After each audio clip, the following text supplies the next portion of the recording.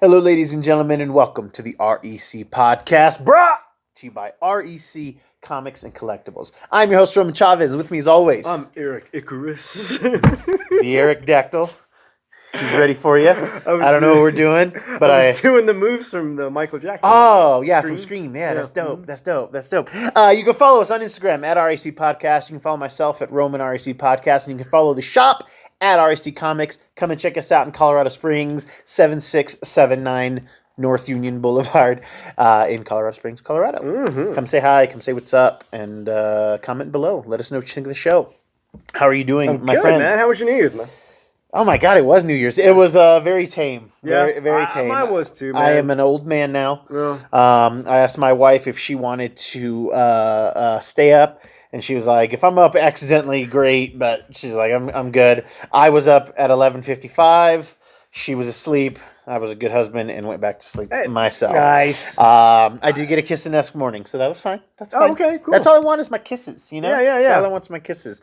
How are you? Did you get any kisses? Did you get any action? I mean, yes. Yeah, nice. I mean, from me. Yeah. Oh, yes. Yeah. You are a gentle lover. Just burning rope. Just burning rope. Oh my gosh, you're a terrible guy. Terrible guy, kids. I think you get to a certain age when you just, I don't know. Yeah, it is definitely a young man's game. There's a bunch of crazy people out there. Yeah. I don't like hangovers anymore. No. Yeah. I tried. I guess Dick Clark doesn't do the rock on New Year's Eve anymore. Yeah, because Dick Clark died a few years ago too. I know, man. I don't think you knew, and it's okay. You can deal with that. Okay. Yeah. The stroke's finally caught up to him, right? Stroking off. Yeah, you can't fight the Reaper too long. All right. Like I applaud Dick Clark for. I mean, I applaud Ryan Seacrest for never like calling attention to it. When he was on sharing the screen. Ever the professional. He's a professional, man. Ryan Seacrest. Yeah, if Eric was Dick Clark's right hand, Eric would have been fired. He wouldn't even made it. Yeah, they would have slid Ryan Seacrest right in there, but well before the ball dropped. Miley Cyrus is already singing. All right, Eric's gone. We did have. Go ahead. No, I didn't know. Was that who was performing this year? I know Miley Cyrus did perform at something. I don't know. I didn't catch anything. I didn't catch anything. I wasn't doing anything. We did have some sad news just before the ball dropped. Before the ball dropped, the last day of the year, claimed sweet Betty White. Yep. Dang, man. She 99? She was 99. Yeah, she was going to turn 100 on January 17th. Yeah, I think. Man. There was already the People magazine, Betty White turns 100. They had already done this long interview with her, and she was saying that she just she had a really good life and she's was happy for her health. It's just a bummer that the last 2 years, right? Just a bummer the last 2 years, though, that it was pandemic ridden. She probably didn't get to see as many people as she would have wanted. Yeah. She was probably not doing, she hadn't really done much in the way of performing in a couple of years. Because, Jesus, so sharp. When she was on SNL, she was on SNL 5-6 years ago, something like that, recently. Mm-hmm.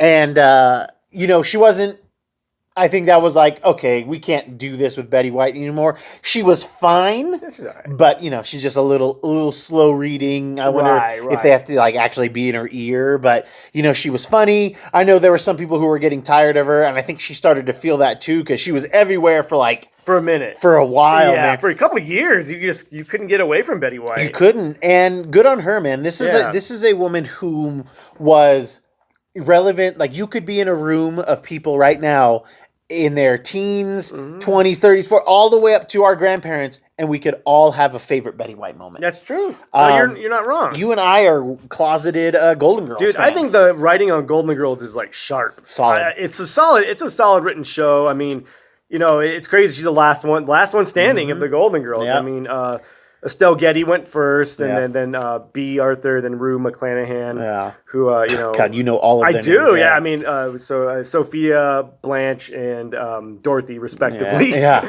And then, of course, Rose. I mean, what was so cool about Golden Girls was all the characters were so different. Yeah. Oh, yeah. They all had different personalities. I mean, you had grumpy Estelle, Sophia, and then kind of the mannish, leader of B. Arthur. Yeah.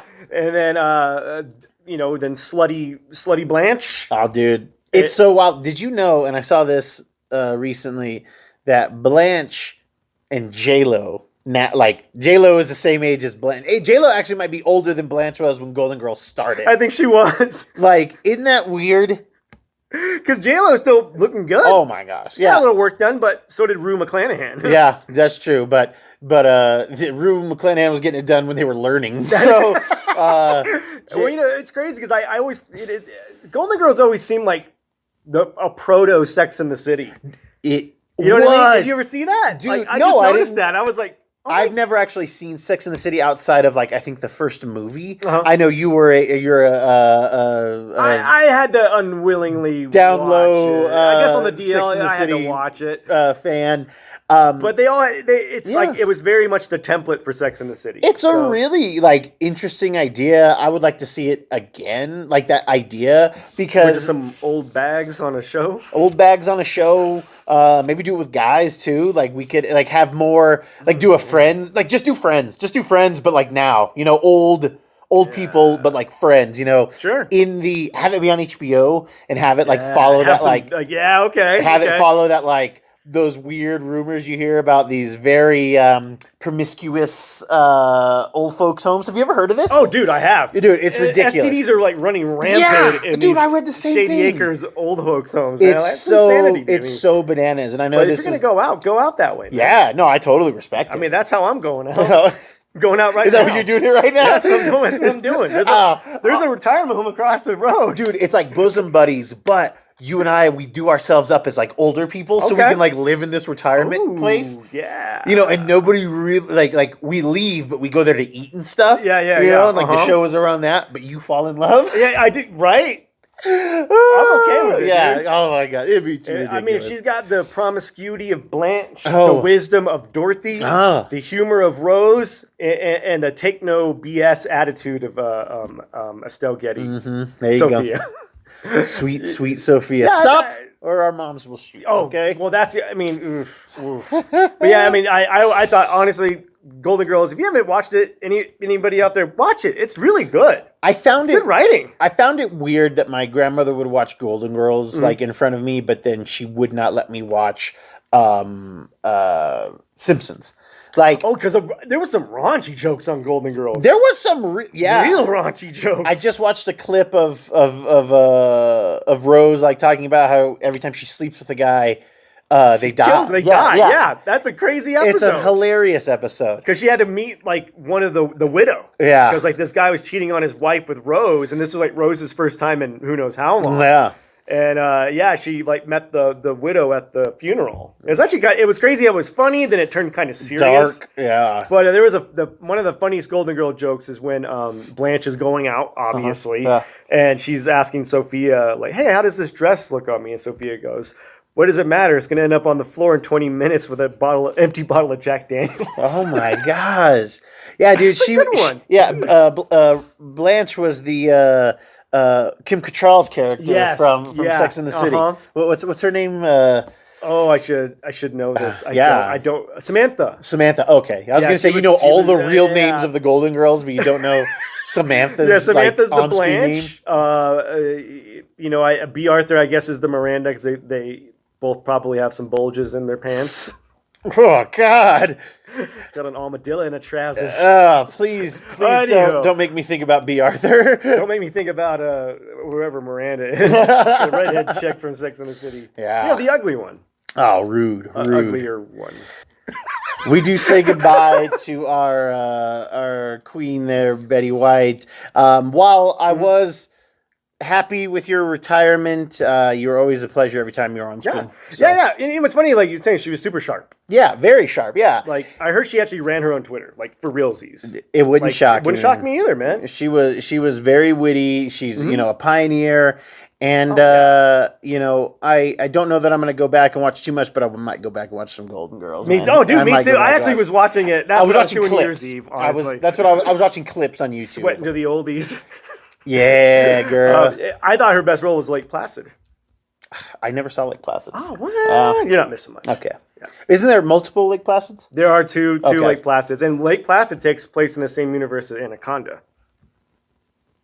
There actually is like a scene where they talk about, in one of the movies they talk about the other franchise. Wow. Yeah, so it actually exists in the same universe. So were they, I guess they were leaning towards Anaconda I'm versus... assuming... Because Lake Placid was the alligator, right? Yeah. Okay, yeah. And then Empty Nest takes place in the same universe as Golden Girls.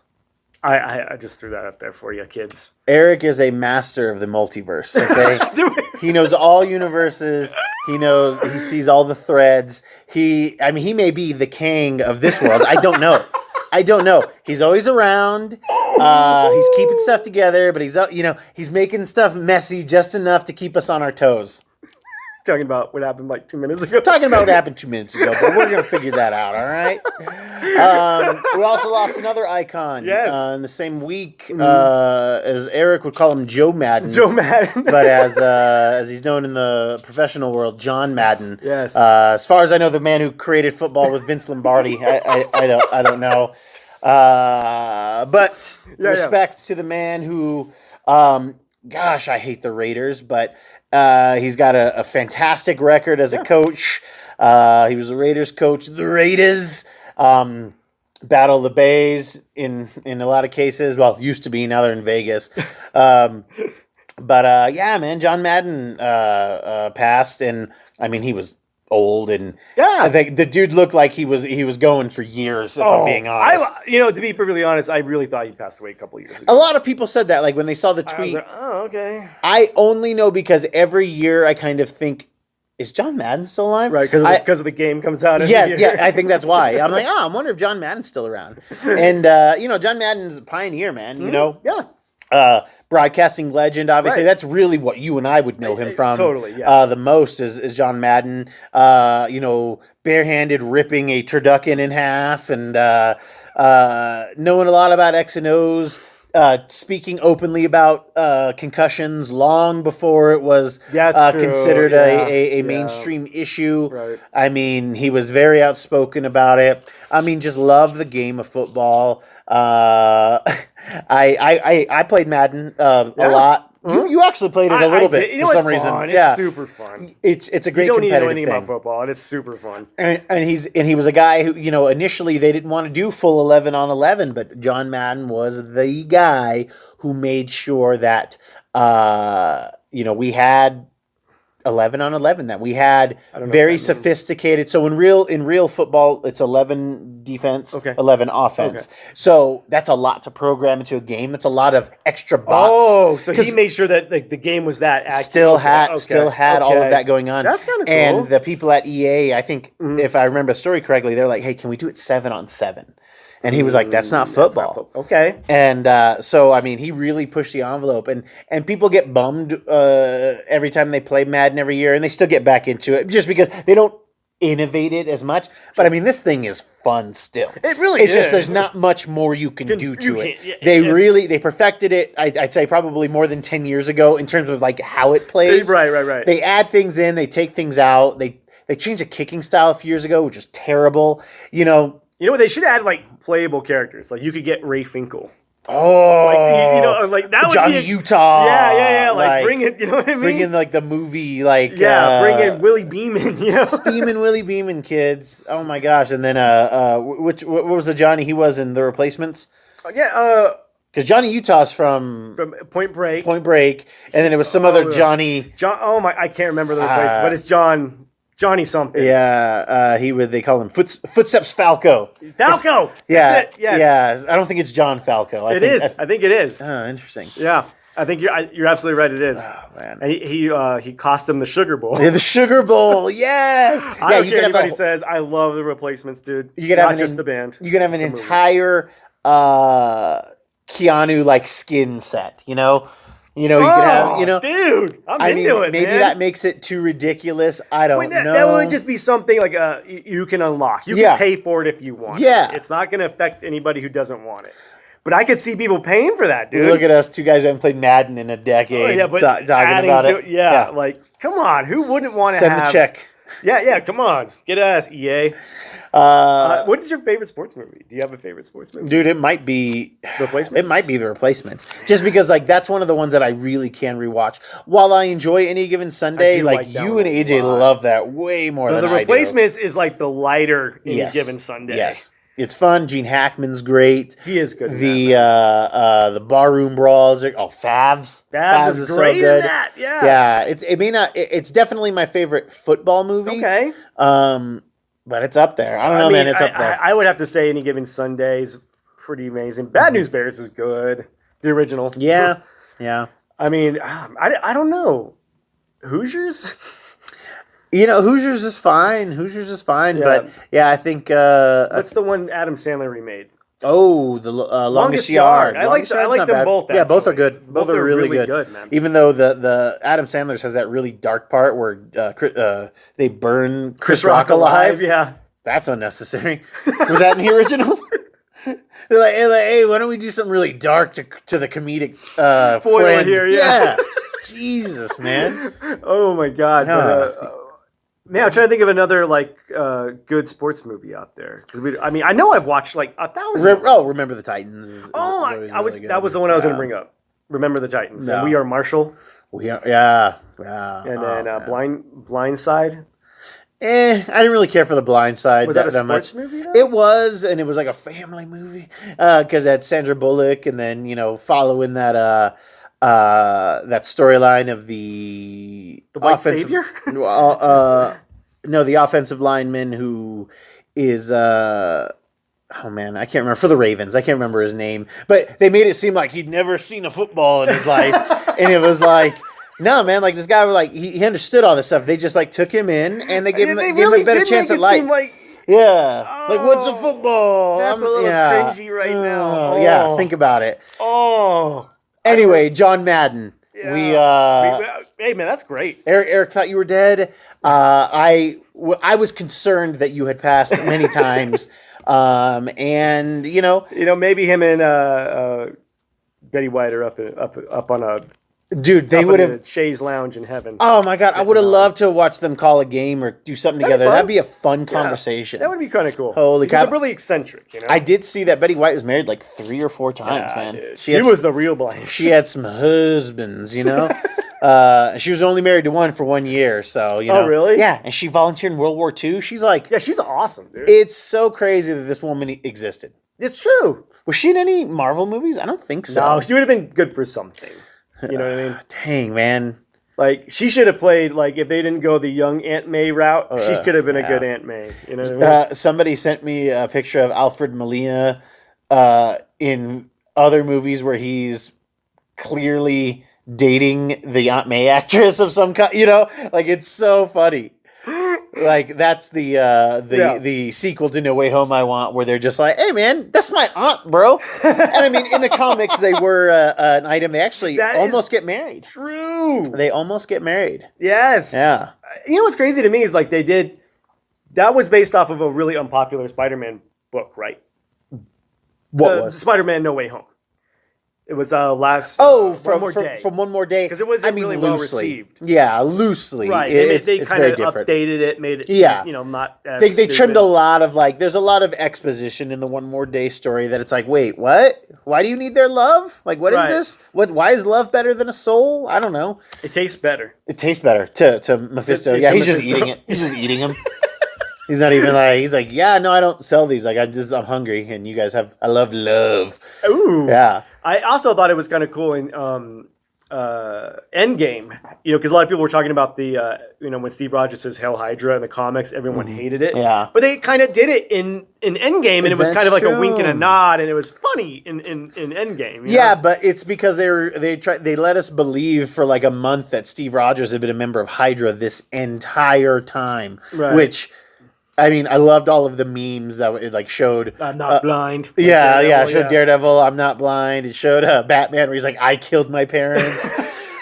Peter Parker, I killed Uncle Ben. It was like, I do like it when they bring that in. Like, I would like to see them bring in the Juggernaut bitch thing in and have it actually make sense all of these years later. Stupid like in it was Last Stand. So bad in Last Stand. I guarantee that's the only reason Brett Ratner brought in the Juggernaut character. Yeah. Just so to put that dumb joke in there. Because that wasn't the Juggernaut I knew. No. It was cool to see a Juggernaut, and I appreciated their Vinnie type Jones. Yeah. I mean, at least the computer animated one in Deadpool 2 seemed Juggernaut. More juggy than not. Here's Juggy. I'm sure we're gonna get him again. Oh yeah. I don't know how they're gonna have to go the CG route. Yeah, Juggernaut. I think so. There's no way you're gonna get around that. And I mean, we do a CG Hulk. Yeah. So I mean, we could totally have a CG it's Juggernaut. Fine. Yeah. I think it'll be great. I just, hope I just don't know what to do with it, I don't know how they're going to, you know what? Marvel's got some good stuff. DC's on the comeback. It's going to be a darn good year. We're going to have Peacemaker hitting HBO Max here in a few days. I'm excited for that. I think January 13th or 17th. Mm-hmm. I can't remember, but it's here in a few weeks. I'm curious to see where I haven't watched any trailers. I'm curious to see if it's going to take place after the Suicide Squad, before the Suicide Squad, right. And if it takes place after, how he survived, what are the ramifications? Because, spoilers, 3, 2, 1. You killed Flag, man. You killed Rick Flag, and I'm ticked about it. I know. Okay? I loved Rick So Flag. so handsome. And, man, you really liked the character. You felt like this whole team was coming together. I really enjoyed... James Gunn taking notes from the Joss Whedon writing trope of just killing someone you love out of nowhere. And I just loved, they made me, it did the thing that Eternals didn't do for you, where they were able to give us some things that we can't, like the whole scene with them in the bar. Right. Hey, we all need to cut back and relax, and them kind of bonding. So it matters when Peacemaker is like, hey man, I gotta kill this chick because I'm thorough and I can't let any of this stuff off the island. Right. It's heartbreaking because you're like, oh, you're a sociopath. You don't understand the right from wrong here. Yeah. You think that your ends completely justify the means, which in some cases they can. But it's this is a person, that rat chick might have died for her. Might have died for him. That's true. She was like, oh, this guy is down for the cause. And, and then he's turned on him, man. I know. It bummed me out. He's just following orders. Yeah. And you think anybody in that group that would respect that would have been Rick Flag. Yes. But Rick Flag's got his principles. And that's why I always liked his character, man. I got to pose maybe a question to you and the folks out there. Who do you think would win in a fight? Peacemaker or U.S. Agent? Which I think we did. I think we have talked about this. I think I talked about it with you. I don't think I brought it up on to the kids. And even if we did, we're going to do it again because I think my answer might be different because... because I don't think we've ever answered it. I'm going to have to go John Walker with that one. Yeah, and I'm going to go Peacemaker. Ooh. Because I think Rick Flag beats up John Walker. Are we talking comics or the movie Let's versions? go these movie versions since they're the freshest in our minds. Okay, fair enough. Then I'm going to have to give it to Peacemaker. Okay, all right, cool. All right, now the comic book versions, I might have to give it to John Walker. I'm gonna have to agree with you there too because I haven't read a lot of Peacemaker stuff in the comics. I've seen him elsewhere. Sure. And they're really doing the push now. We're starting to see him more in comics, which is great. Yes. So I'm not as familiar in the comics with Peacemaker. So I do know John Walker well, both bottle and book, and these in the biblical sense. In the biblical sense, if you know what I mean, for America, okay. And I would like, but I do think Cena. I think the film versions, the extended universe versions we have here. Peacemaker all the way, baby. Oh yeah. Oh, he's just. That has got to be one of the craziest fights I've seen in a long time. So it was going to be my favorite fight this year, movie fight, until Spider-Man: No Way Home. Yeah, and in Spider-Man: No Way Home, that is probably some of the most brutal fights I've seen in the MCU. Yeah, it goes up against anything they did in Winter Soldier. Oh yeah. I like the hard hitting of it, but I think that I think the stuff in Winter Soldier is more choreographed. It's more polished. It feels more polished, which is fine because it's not like Green Goblin's like this amazing fighter. He's just a brawler. That's what I'm saying. That's what it looked like, two guys fighting for their lives. And Pete is just overwhelmed because he hasn't had to come up against people this brutal yet. Who don't pull their punches. You know, even with he just overcame Mysterio. Right. So, you know, for him that was more of a mental thing. Right. You know, the Peter Tingle was off and this and that. But here, oh man, I'm trying to think. Did his spider sense warn him that he had turned? Yeah, because he shoots the web at him. Yeah, that's right. He gets him. Yeah.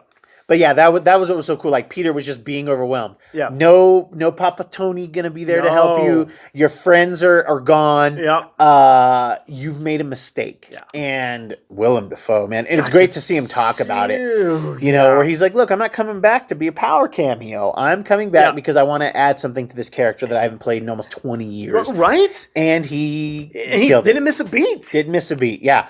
He was. Yeah. I felt like I was.